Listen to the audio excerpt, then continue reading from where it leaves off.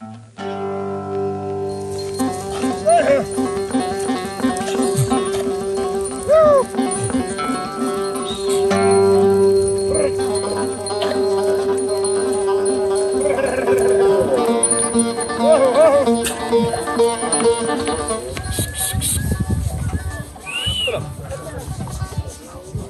yıldır bu işi yapıyorsun? Bu 80 yıl.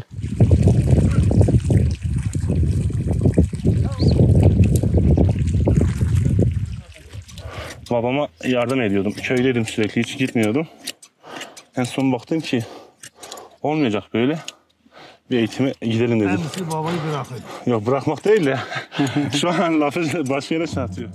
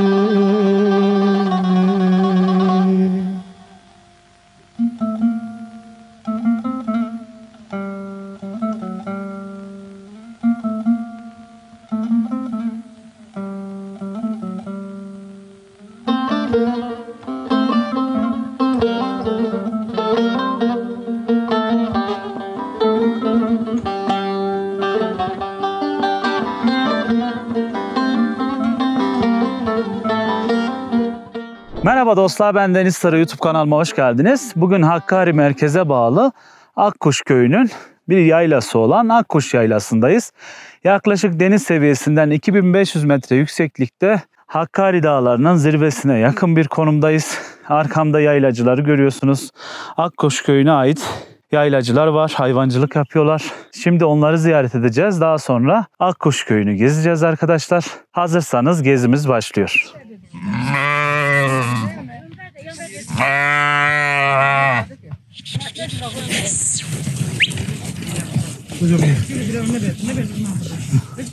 Şöyle göstereyim. Burada sağımı gerçekleşen koyunlar var. Şöyle şurada da koyunlar sağıma geldi.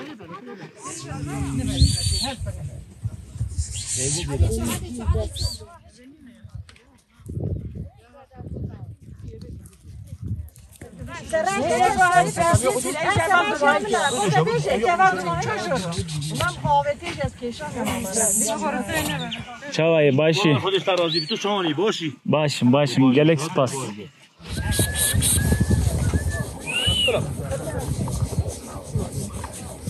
Birkaç kişi böyle koyunları toparlıyorlar. Kadınlar da orada sağımını gerçekleştiriyor.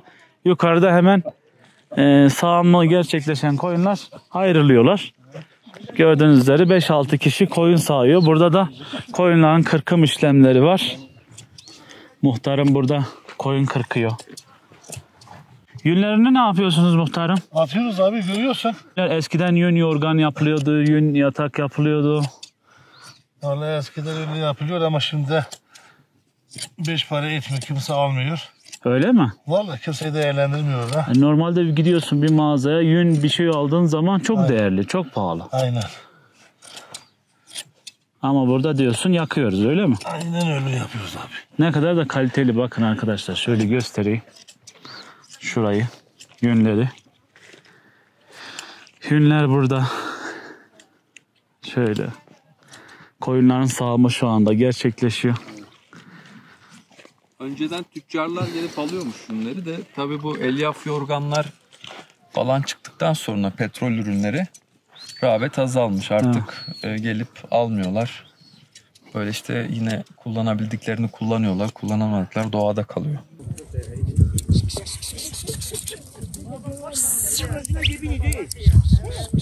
Soru söyleyeyim. Muhtarım, öncelikle seni tanıyabilir miyiz? Abdülkerim Kahraman.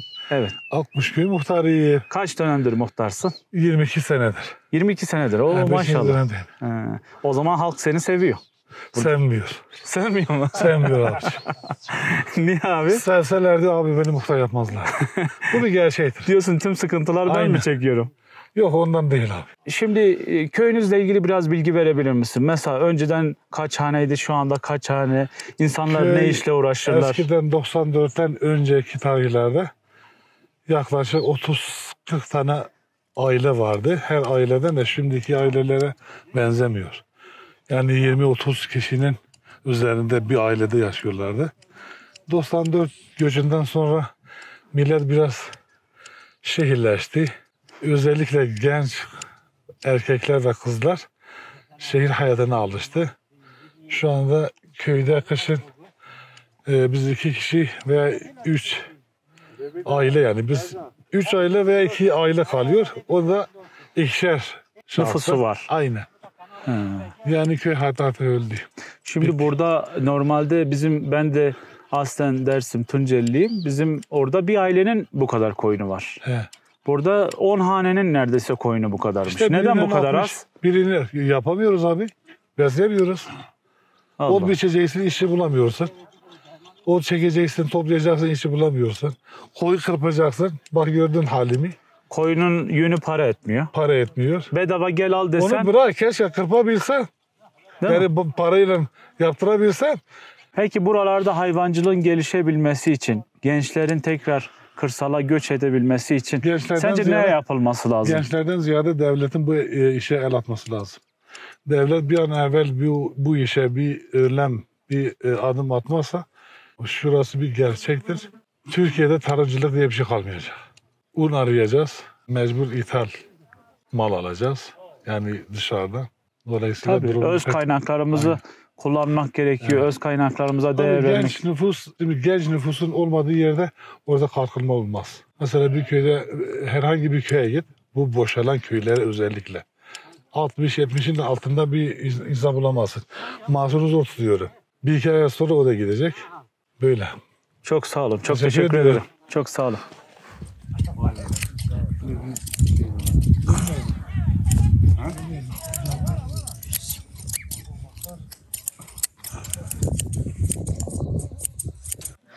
Evet Hüseyin amca. Ne yapıyorsun? Nasılsın? Olacağını sağ olsun işte koyunla uğraşıyoruz.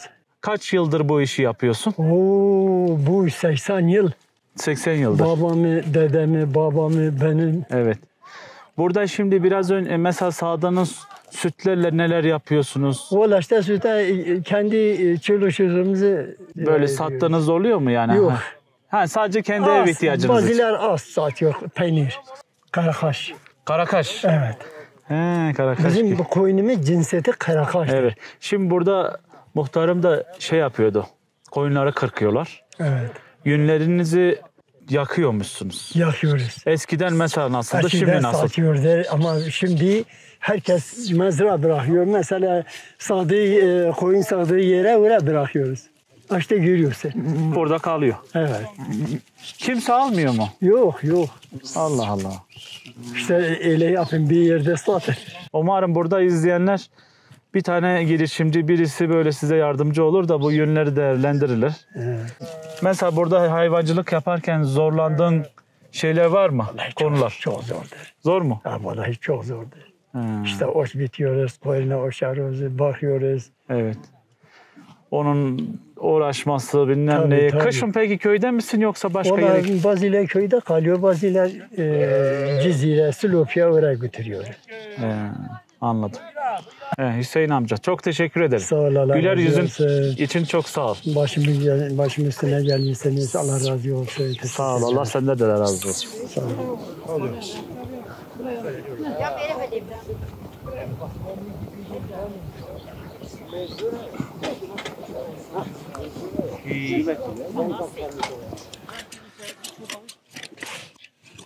İşte bazen böyle kesmiyor burası.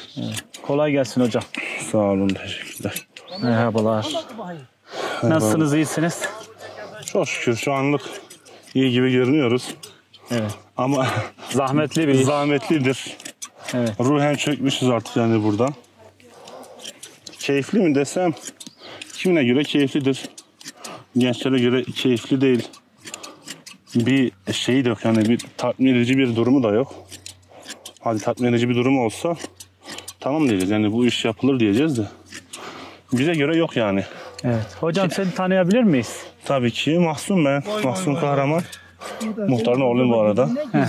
Öyle de bir övüneyim. Mahsun, eğitim var mı okul? Eğitim var. Eğitimi bu sene bitirdim zaten. Ne? Hangi bölüm? Özel güvenliği bitirdim. Mülkiyet koruma ve güvenlik. Onun dışında zaten bir 7-8 yıllık bir eğitim boşluğum vardı benim. O süre zarfında ben babama yardım ediyordum. Köydeydim sürekli, hiç gitmiyordum. En son baktım ki olmayacak böyle. Bir eğitime gidelim dedim. Kendisi babayı bırakıyor. Yok, bırakmak değil de şu an lafı başka yere çarpıyor. Babayı bırakıyor mu da gebe? Dedim ki gidin bir okuyayım da bir meslek sahibi olalım en azından. Çünkü bu ölüme kadar bu iş yapacak gibi değil. Ki Niye? ben zaten- Çünkü emeğinin karşılığını mı alamıyor? Abi karşılık yok. Ha ben karşılığı babamdan beklemiyorum. Yani demin de siz konuşurken ben kulak misafiri oldum. Evet. Bir destek amaçlı bir şeyler olsa gençlere yönelik. İnanın ki herkes bir şeyler yapar. Ha şu an mesela Hakkari merkezde birçok kişi işsizdir. Hadi gelin köye işte koyun besleyin desem, ya ben oraya geleceğim. Benim koyunum yok. Evim yok. Ahırım yok. Bir destek yok. Ben ne yapacağım diyor. Bilmiyor, ne yapacağını bilmiyor. Halbuki zaten Hakkari insanı tarım olsun, hayvancılık olsun bu işleri çok iyi bilen insanlardır. Devlet buraya bir destek verirse hem ekonomi açısından hem de İslam açısından çok güzel şeyler olabilir yani. Ama maalesef ki olmuyor. Olmayınca da biz gençler tatmin olamıyoruz. Hatta şu an çok yerde de konuşuluyor. Yurt dışı muhabbeti. Millet artık yani burada yaşamak daha istemiyor. Biraz da nitelikli insanlar yurt dışına gitmeye çalışıyor değil Kesinlikle mi? abi. O kötü, o bizim açımızdan çok kötü mesela. Niye doktor olan, mühendis olan kişi gelip de kendi ülkesinde mühendisliğini yapmıyor, doktorluğunu yapmıyor ki, gidiyor başka ülkede yapıyor. Evet. Yani bu durumlar Ülkenin zararına. çok üzücü Toplumun şeyler. zararına. Kesinlikle abi. Biraz da hani gençlerin kırsalda durmaması bölgeyi biraz da insansızlaştırıyor değil mi? Abi fazlasıyla. Mesela ben hatırlıyorum, ben zaten şu an 26 yaşındayım. Bundan bir 10-12 yıl önce bizim köyde şu sıralı evleri görmüşsünüzdür. Evet. Köyün tam ortasında. Onun arkasında bir tane saha var. Biz kendi aramızda oraya artık halı saha mı diyelim, büyük saha mı? Biz büyük saha diyorduk tabii. Çünkü bir büyük bir küçük saha vardı. Büyük saha gençlerden doluyordu. Üstteki küçük saha biz küçükler içindi. Biz iki sahayı full yapıyorduk, öyle futbol oynuyorduk. Şu an yani oynayacak kişi yok. 3-4 genç tek var şu an köyde. Ki onlar da zaten çoğu gidiyor. Kalmıyor burada. Genelde şehirlere gidiyorlar. Kesinlikle. Peki yani Hakkari merkezin durumu nasıl? Mesela Şırnak, Hakkari Merkezin gibi durumu yerler. abi şöyle bir durum var. Hakkari merkeze ben her zaman şunu düşünüyorum. Hakkari'de bir memur çok güzel bir yaşam sürdürebilir. Ama bir işçi tamamen bir rezalettedir. Çünkü buradaki asgari ücret zaten alan kimse yoktur. Ben sanmıyorum aldığını. Ücretleri çok düşüktür. Ücretler düşük olunca Hakkari merkezden bile artık yani köyü bırak.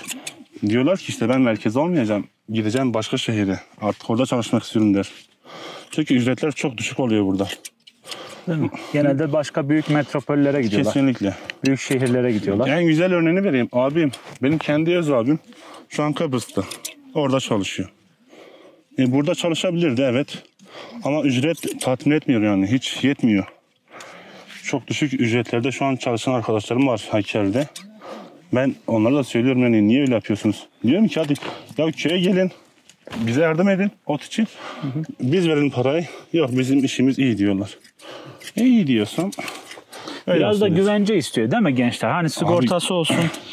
Sigorta zaten o bir insanın kesinlikle isteyebileceği bir şeydir. Ki o Hakkari'de maalesef birçok işletmede yok. Keşke olsaydı ama yok. Çünkü insanlar onu primli olsun, maaşı olsun ödeyemezler. Ödeyecek durumda değiller hiç kimse şu anda. Keşke olsaydı. Ben mesela ilk okula gittiğimde Hakkari'den yani ilk defa çıkmış bulundum. Şeye gittim ben İç Anadolu Bekisi'nden yolda giderken milletin tarlasını gördüm. Ya dedim ki tamam bizim köy değilmiş. Biz sadece bir yere gitmişiz. Oturmuşuz orada. Hiçbir şey yapmamışız. Fark ettiyseniz zaten bizde hiç şey de yok. Ağaç yok mesela bizim köyde. Milletin köyüne bakıyorum. Ağaç dolu. Bizden hiçbir şekilde hiçbir yatırım yok bizim köyde. Eksiklik her türlü çok bariz bir şekilde belli oluyor. O çok can sıkıyor. Umutsuz değilsin değil mi? Yok abi hiç kimse umutsuzum diyemez zaten bu durumda. Hı hı. Yani her şey bir yere kadardır. Eski tarihe baktığımızda da çok hoş olmayan şeyler yaşanmıştı. İlla ki güzel şeyler yaşanacak abi. Hı hı. Şurada su kaynağı varmış. Bir gidelim mi işini bitirsin? Ha, bir gidelim. Su içelim.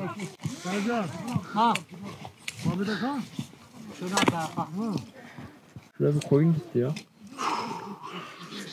Evet dostlar, şimdi Yusuf hocamla birlikte geldik. Biliyorsunuz bir önceki videomuzdan Yusuf hocamı tanırsınız. Tanımayanlar için birazcık kendinden bahsedebilir misin? Tabii ki merhabalar. Ben Yusuf Göktepe. Bu gördüğünüz Hakkari ve Şırnak bölgesinde ekolojik arıcılık modeliyle üretim yapıyorum.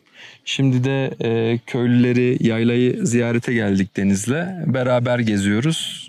Çok keyifli oluyor. İyi seyirler. Bugün bir de şelaleye götürecektin. Ne şelalesiydi? Kaval Şelalesi. Çok güzel, bölgede az bilinen ama çok güzel bir şelale. Suyu çok yoğun, manzarası çok güzel bir şelale. Bugün bir de oraya gideceğiz. Evet arkadaşlar, şimdi buradaki yaylacılarla, üreticilerle görüştükten sonra önce Akkuş köyünü gezeceğiz. Daha sonra Kaval Şelalesi'ne gideceğiz.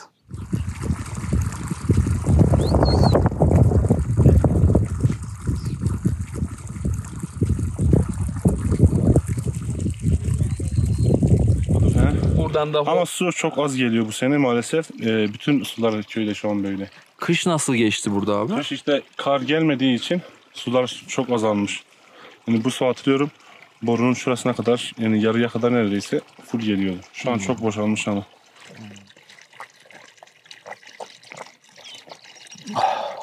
Dişlerim dondu ya. Dondu. Ama şeye gitseniz keşke ya. Araba da gidiyor. Nereye? Bizim Kanimala dediğimiz bir yer var. Oranın suyunu kesinlikle tatmanız lazım. Yani o suyu tatmadan bu köyden giderseniz. İsmi neydi? Kanimala diyoruz Kürtçe. Kanimala. Kanibalav. Kanibalav. Kani dediğimiz budur. Çeşmedir. Hı hı. Balav dediğimiz şey de bir tane çeşme burada. Bir tanesi şurada, bir tanesi şurada. Yani birçok çeşme var. Yani birçok gözeden çıkıyor. Birçok gözeden çeşme çıkıyor. O büyük dağın altından. Evet arkadaşlar, valla keşke bunun tadının, soğukluğunu size iletebilsek ama mükemmel bir tadı var. Eğer Hakkari, Şırnak, bu tarafın yaylalarına geldiğiniz zaman, şehir merkezlerine geldiğiniz zaman buradaki yaylalara da gelin. Hem buradaki üreticileri görün, hem yerel halkla temas kurduğunuz zaman daha güzel bilgiler alacaksınız. Buradaki misafirperverliği de görmüş olacaksınız zaten. Her şey için teşekkür ederim hocam. Biz teşekkür ederiz katkılarınızdan dolayı. İnsan dolaptaki soğuk su insanın boğazını biraz ağrıtıyor. Bu ağrıtmıyor mu? Bu ağrıtmıyor. İstediğin kadar iç. Benim o bahsettiğim yerde biz bir ara ot biçmeye gitmiştik abi. Şey vardı, patates diyorum, domates vardı. Hem de karpuz vardı. Karpuzla domatesi buraya koymuştuk. Biz öğlene kadar işte otumuzu biçtik, öğlen geldik, onu kesecektik normalde. Geldik baktık ki çatlamış. Soğuktan o domatesleri çatlatmış. Karpuz da tam yarıdan böyle patlamış, bildiğin kesik olarak şey olmuştu, çatlamıştı. Soğuktan değil mi? Soğuktan.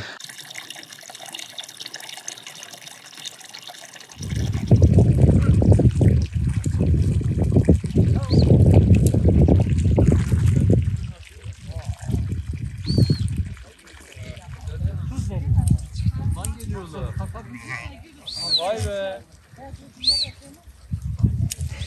Çabuk.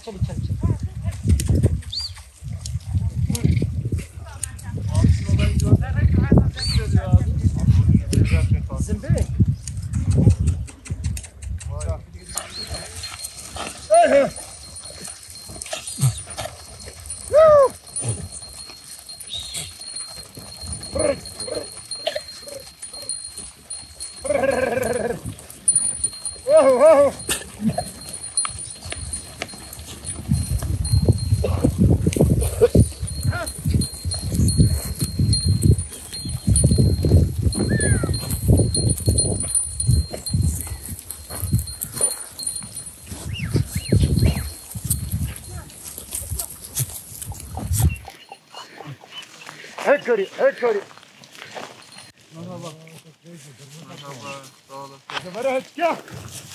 خير بيه Hermen mi?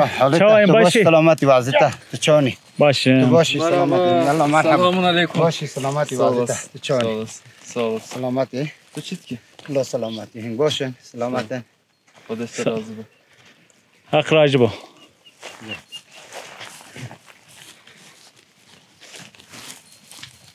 Türkiye zane. نه کردی Kurdi. Ha. Zazaki ez zanan. Kırmancı ne zanan? زازاکی حالی کرمانجی نه کرمانجی حالی می زازاکی حالی نبود Ez Zazaki zanı, Türkiye zanı. ترکی ترکی Türkiye. استانبولی Hı hı. Mersin. Türkiye.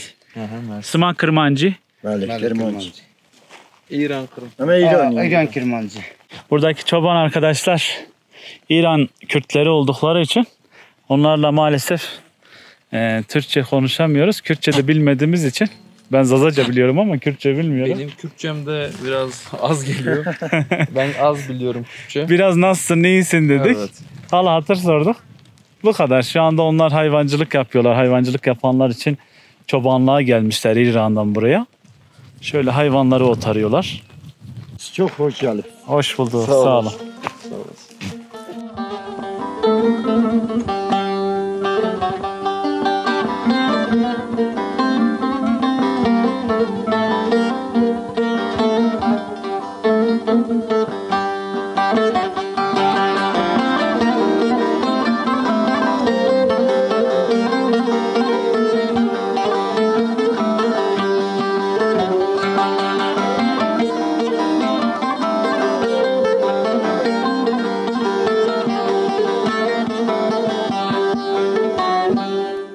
Evet dostlar, şu anda Akkuş köyünün içindeyiz. Yukarıdan yayladan buraya indik.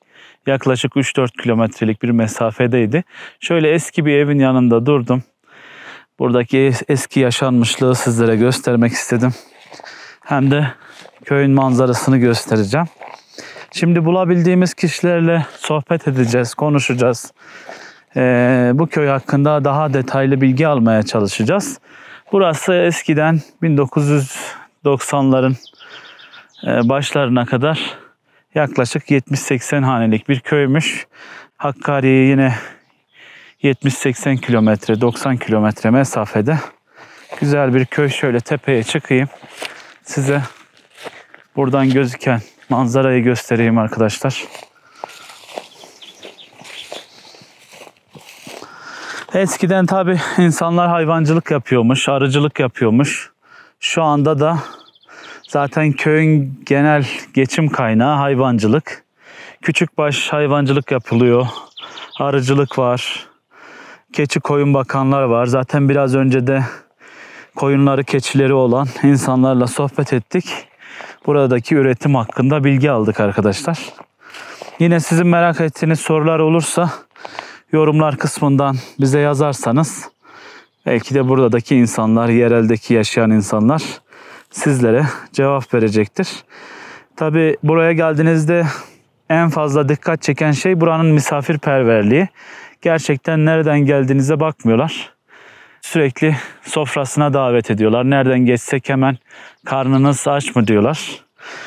Gördüğünüz üzere sonradan yapılmış yeni yapılar da göze çarpıyor. Biraz sonra köy meydanına doğru ilerleyeceğim.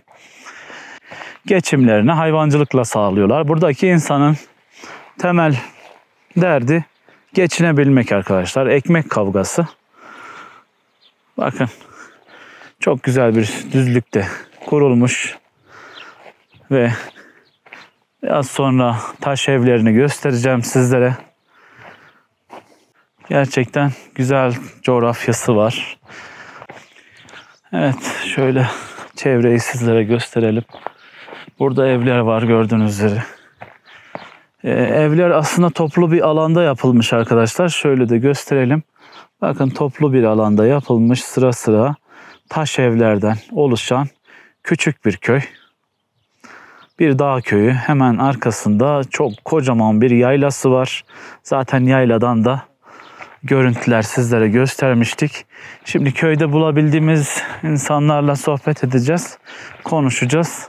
Biraz bilgi toplayabilirsek sizler için Şuraya baksanız arkadaşlar. Bakın. Muazzam bir yaylası var. Şu tarafa bakın. Evet, gerçekten güzel bir yaylası var. Köy meydanına doğru ilerliyorum. Şurada köy meydanında oyun oynayan gençler var. Biraz onları sizlere göstereceğim. Biraz da şuradan hemen şöyle yapalım. Evleri gösterelim, köyü gösterelim.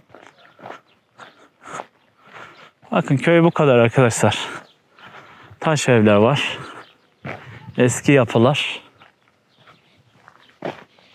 Burada güzel bir taş ev var.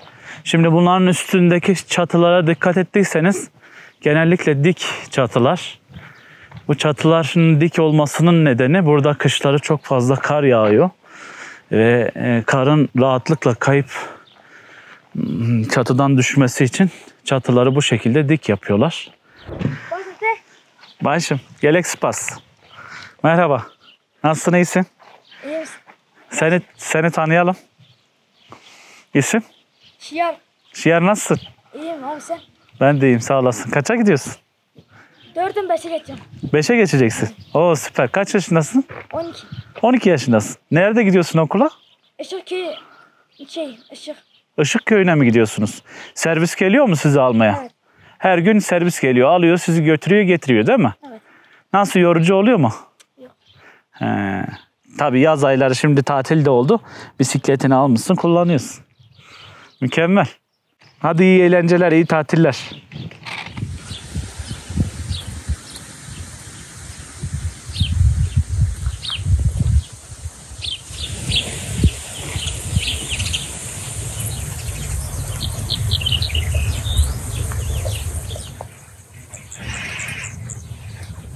Şimdi Rahmi amcanın evine geldik. Şöyle Rahmi amca bizi görür görmez sağ olsun hemen sofrayı hazırlattı. Ne varsa evde. Bakın arkadaşlar. Hepsi kendi Yoğurt, ürünleri. çorba. Ama Celal 5 dakika oldu siz geldiniz. Vallahi beş Sabah dakika. söyleseydiniz size yemek yaptırırdım. 5 dakikada vallahi bunları getirdiler. Çok teşekkür ederiz. Emeğinize Afiyet sağlık. olsun ya, ne demek. Keşke bilseydim siz gelecektiniz. Çok daha Biraz güzel. geç oldu saat. Hani yemek yapsaydım biraz belki siz açsınız. Yok, sağ olun. Bunlar bile bizim için hazırsa fazladır getirin. yani. Teşekkür ederiz. Afiyet olsun. Rahmi amca, seni tanıyabilir miyiz? Biraz Vallahi kendinden ben- bahsedebilir misin? Ben ne diyeyim sana, Rahmi Kahraman Akkuş köyünden yaşıyorum. Evet. 81 yıldır biz bu köydeyiz. Tam 81 yıldır. 81 yıldır. Evet, Ondan evet. önce neredeydiniz? Ondan önce biz Beytülşebap Evet. Gökçe köyündeydik. Tabii babam zamanında değildi. Dedem gelmişti Şeref. O gelmişti bu köyü.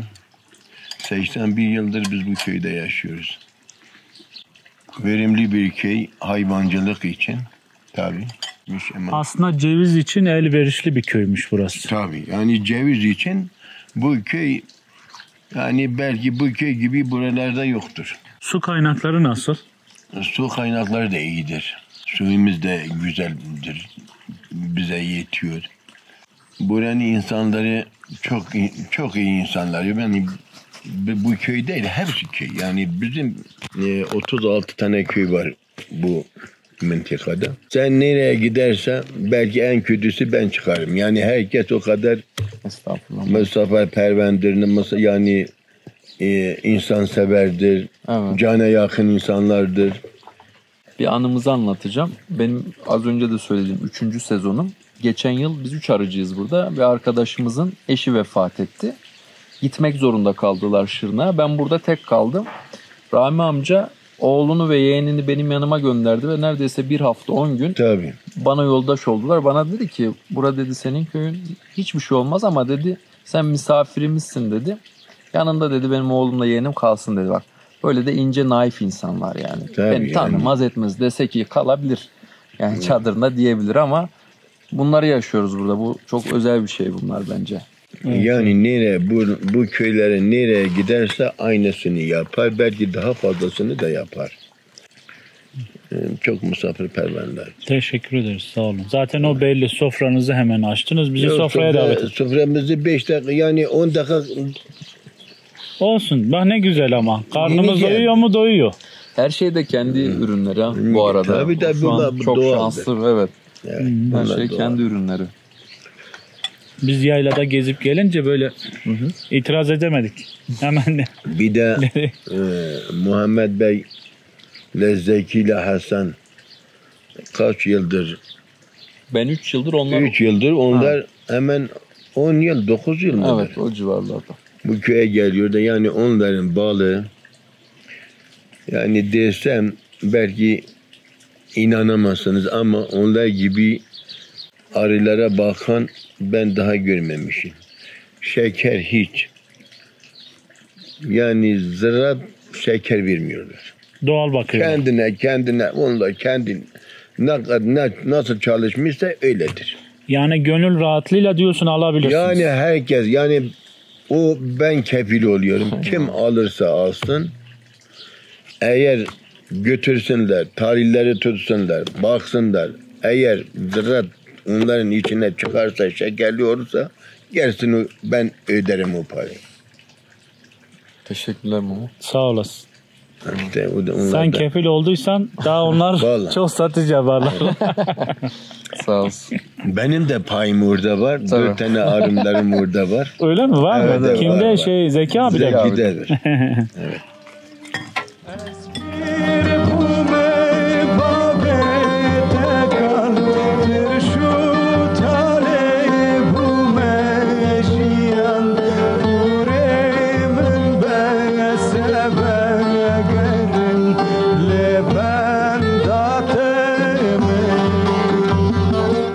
Hayvanlar için kışlık ot biçiliyor. Şöyle gördüğünüz üzere arkamda traktör biçiyor ve gençler de otları bir araya topluyorlar. Şöyle hemen kameramı çevireyim. Evet. Şöyle gösterelim onları. Çalışırken.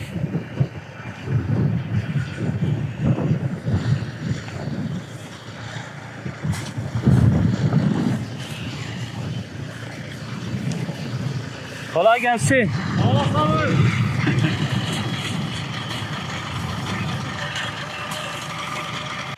Evet. Seni tanıyalım öncelikle. Abi adım Furkan. Soyadım Karaman. Hakkari'liyim. Akkuş köyünde yaşıyorum. Abi görüyorsunuz eşimizi. İşte biz de yazın ot biçiyoruz. Ağustos ortasında otları kaldırıyoruz. Samağa vuruyoruz sonra. Samandan sonra biliyorsun kışın koyunlara veriyoruz. Evet. Kaç ton saman elde etmeniz gerekiyor? Vallahi abi yani yaklaşık ortalama biz 80-90 ton bitmemiz lazım. Dışarıdan ot satın alıyorsunuz mu yoksa kendiniz mi? Yok. Biz hatta satıyoruz da. Öyle mi? Aynen. Çok o iyi. kadar biçiyoruz, satıyoruz da. Evet bakın arkadaşlar doğal Gördüğünüz gibi. merada çıkan otları bir araya topluyorlar. Şu an bu işlem nedir? Sen bunu bize anlatabilir misin? Abi şu an otun biraz yaş olduğu zaman biz şu an bu şekilde yapıyoruz. Şey tarzı, yatak tarzı yapıyoruz. Evet. Sonra bir 2 gün sonra bunları sarıyoruz. Sardığımız zaman zaten öyle kalıyor. Yaklaşık bir 20 gün, 30 gün sonra vuruyoruz. Balya Aynen, yapıyorsunuz. balya yapıyoruz. Anladım. Teşekkür Eyvallah, ederim. çok sağ Kolay olun gelsin. abi, eyvallah.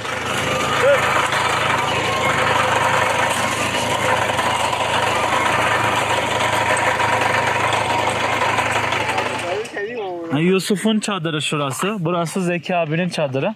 Daha önce buradaki arıcı arkadaşlarımızı çekmiştik. Şimdi Zeki abiye de bir vereyim. Zeki abi çevrenizi biçiyorlar arkadaşlar. Evet valla Mahmut'a rica ettik dedi ilk önce bizim çevremizi biç. İşte aran açılsın, çocuklar oynasın, Evet. tavuklar gezsin. Tavuklar içerideydi değil mi normalde? Şimdi içeride yani ot biçmeden tavuklar bırakmak iyi olmaz. Çünkü Evet. otu yapıyorlar, zarar veriyorlar. Evet. O yüzden bugün rica ettik, o da gelmiş biçmeye. Evet. İyi oldu ya. Öyle yani. Çocuklar rahat geçsin. Aynen. Evet.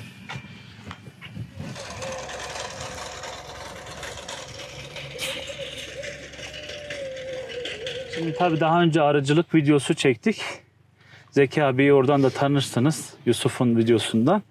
Şimdi Akkuş Köyü'nün videosunu çekerken Zeki abinin oğlu var burada Mirhas. Burada da Zeyno var. Onların durumundan bahsetmek istiyoruz. Evet Zeki abi, sana sözü vermek istiyorum. Şimdi Mirhas'ın ve Zeyno'nun özel bir sağlık problemi var. Bunlar hakkında bilgi verebilir misin bize? Öncelikle herkese teşekkür ediyorum. Merhaz'ın 2016'dan zehirlemeden kaynaklı bir yangın çıktı bizde. Bacağı sakatlandı. 8 operasyondan sonra bu hale geldi. Şimdi Allah'ın izniyle bu sene bir doktorla konuşmuşuz.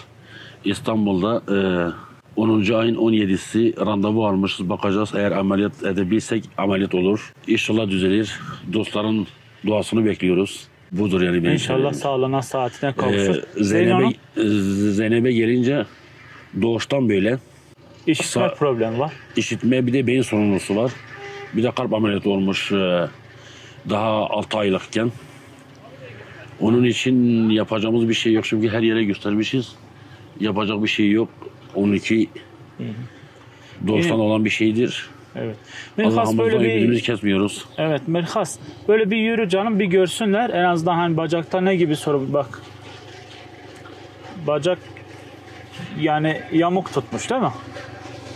Evet, buradan özellikle bizi izleyen doktorlar olur. Şöyle otur Mirhas. Yardım etmek isteyen yurt dışından insanlar olabilir, yurt içinden insanlar olabilir. Tabii günümüz koşullarında ekonomik şartlar çok önemli. Zeki abi de burada aracılık yapmaya çalışan bir birey. Yani ne kadar yeterli olabilir, ne kadar bunların üstesinden gelebilir bilemeyiz. Bunun için bizi izleyen dostlara, herkese bu konuda yardımcı olurlarsa çok teşekkür ederiz. Yine bizim videomuzun açıklama kısmında Zeki abinin telefon numarasını bırakacağım. Yani bunu Zeki abi de çok istemedi aslında çekmem ama ben burada durumu görünce bu videoyu çekmeye ihtiyacı duydum. Dostlarımızdan, herkesten beklentimiz dualarıdır. Ha şu var, bir kişi dese ben bu çocuğu iyileştiririm, yapacağım bir şey vardır. O farklı bir şey. O da onun insanlarına kalmış bir şeydir. Herkese teşekkür ederiz şimdiden.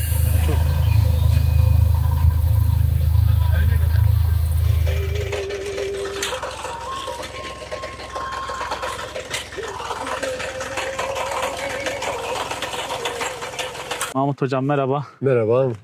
Nasılsın, iyi misin? Teşekkür ediyorum. Sizler nasılsınız? Ben de iyiyim, teşekkür ederim. Şimdi otları biçtiniz, kış hazırlığı yapıyorsunuz. Evet, kış Biraz hazırlığı. kendinden bahsederek köyünüz hakkında bize bilgi verebilir misin? 26 yıldır burada yaşıyorum. Hayvancılıkla uğraşıyorum. Buranın kış şartları çok zor. Burada yaklaşık kışın 5-6 metre kar yağıyor. Kışın 6 ay boyunca burada hani kardan dolayı hayvanlarımız çıkmıyor yani ahırlardan. Yazında yaylaya çıkarıyoruz. İşte hayvanlarımıza çobanlar bakıyor şu an. Biz de onların hazırlığını yapıyoruz, kış hazırlığını yapıyoruz.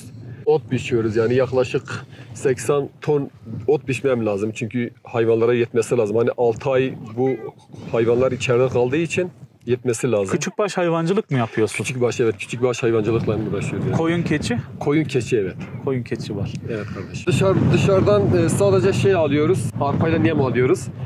Bu otu biçtikten sonra patos yapıyoruz, saman yapıyoruz bunu. Teknelere koyuyoruz bu samanı. Teknelere koyduktan sonra üstüne arpa ile yem bırakıyoruz üstüne. Hayvanlar o şekil besleniyor. Kışın köyünüz şu an kaç hane kalıyor? Kışın 5 hane, 6 hane kalıyor. Bazen 2 hane kalıyor. Şu an benle bizim muhtar tek kalıyoruz. Yaz aylarında kaç haneye çıkıyorsunuz? Yaz aylarında 30-40 hane çıkıyor. 30-40 haneye çıkıyor değil mi? Tabii eskiden 90'larda falan 80 hanelik bir köymüş değil mi? 90'larda falan 80 haneyi geçiyordu yani. İşte 94'te köyler boşaldı. Boşaldıktan sonra işte millet yani gitti. Avrupalara gitti. İzmir, Antalya, Ankara, o bölgelere yani batı bölgelerine gittiler. 2000'lerde geri dönüş yaptık. 2000'den sonra artık millet yani köylerden soğudu yani gelemedi. Hani başka yerde düzen kurduğu için. Düzen kurduğu için geri gelemediler. Biz merkeze, köye yakın olduğumuz için biz geldik. Siz burada şeyde miydiniz? Şırnak'ta mı? Hakkari'deydiniz. Evet, Hakkari'deydik. 2000'den beri, 2001'den beri buradayım, köydeyim. Evet. Evet. Çok teşekkür ederiz. Ben teşekkür ediyorum. Siz de hoş geldiniz bizim köye. Kolay gelsin diliyorum. Çok teşekkür ediyorum. Çok sağ olun. از حیران از قربان دای روشکتی از حیران از قربان دای روشکتی بخم بشر براد آزاد روشکتی بخم بشر براد آزاد روشکتی روشک رونای روشک بشای روشکتی روشک. Evet arkadaşlar, şimdi Kaval Şelalesi'ne doğru gidiyoruz. Yoldayız. Bir vadinin yanına geldik. Şöyle vadiyi sizlere göstermek istiyorum. Çok güzel bir vadi. Şu an bu dağların ismini tam olarak bilmiyorum ama Hakkari'nin güzel vadilerinin içinde geziyoruz. Yanımda yine Yusuf Hocam var. Yusuf Hocam, ne yapıyoruz, ne ediyoruz? Böyle köy gezisinden sonra sen bizi aldın araçla. Şimdi gidiyoruz bir yere doğru. Evet, şu an bulunduğumuz yer Akkuş köyüne bir 25-30 kilometre uzaklıktayız. Şurada kayanın hemen olduğu yerde hocam su akıyor. Evet. Bakın, kayanın olduğu yerde bir şelale gibi bir göze var aslında şurada ileride. Evet. Burayı biraz da neye benzettim biliyor musun? Bizim Pülümür Vadisi'ne benziyor. Tunceli'deki Pülümür Vadisi'ne, evet. Çok güzel bir bölge. Biraz sonra zaten Kaval Şelalesi'ni de sizlere göstereceğiz. Bakın, yolu topraklı ama güzel. Yani binek araçlar gidebilir. Eğer bu tarafa yolunuz düşerse mutlaka Kaval Şelalesi'ne gelin arkadaşlar. Çok güzel vadiler sizi bekliyor. Buyurun hocam. Bir de görebiliyor musunuz bilmiyorum ama karşıda hala kar var yamaçta. Çok yüksek dağlar. Hala yemyeşil. Belki o dağlarda erken bahar yaşanıyor şu an. Şimdi yolculuğumuza devam ediyoruz.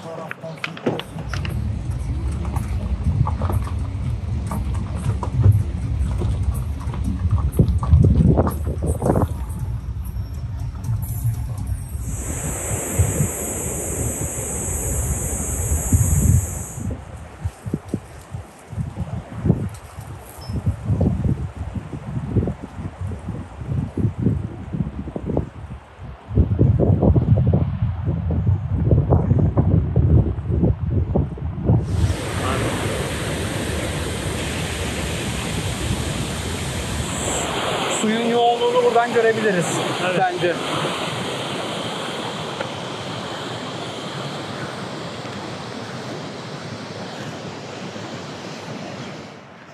Yani değil mi? Çok fazla insanla karşılaştık. Şu an 3-4 araç geldi. Evet, 3-4 araç bizimkiyle beraber.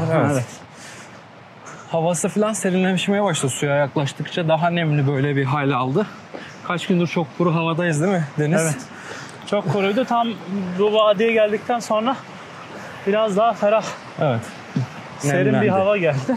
Şöyle de göstereyim, bakın gittiğimiz vadiye arkadaşlar. Çok güzel bir.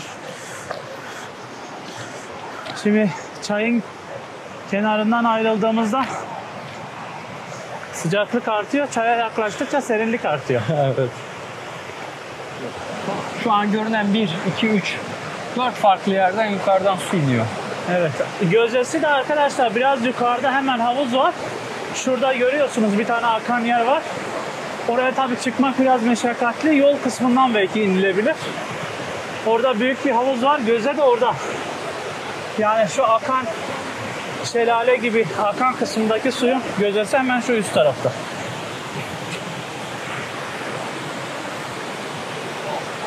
Evet.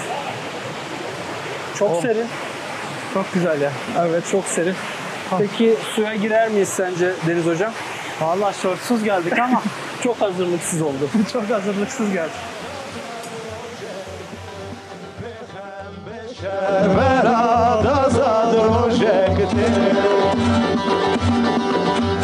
روشک رونای روشک بشای روشکتی روشک رونای روشک بشای روشک روزو جمعی بخم بشر براد آزاد روشکتی بخم بشر براد آزاد روشکتی روشکتی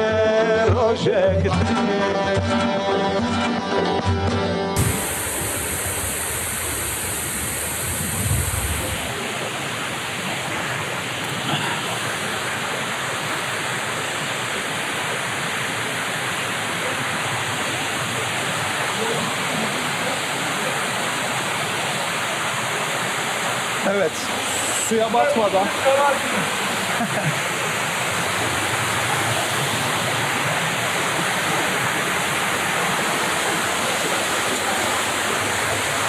Önden geçeyim mi hocam? Sana daha iyi olur.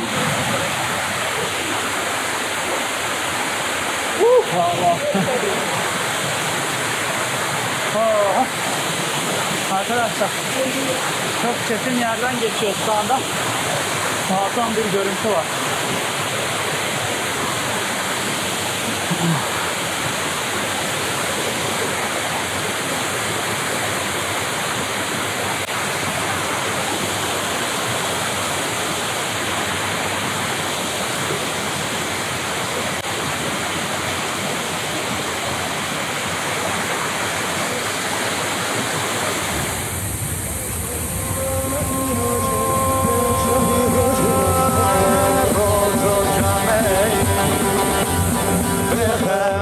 Kerbela dazad rojekti Behem beş Kerbela dazad rojekti Rojekti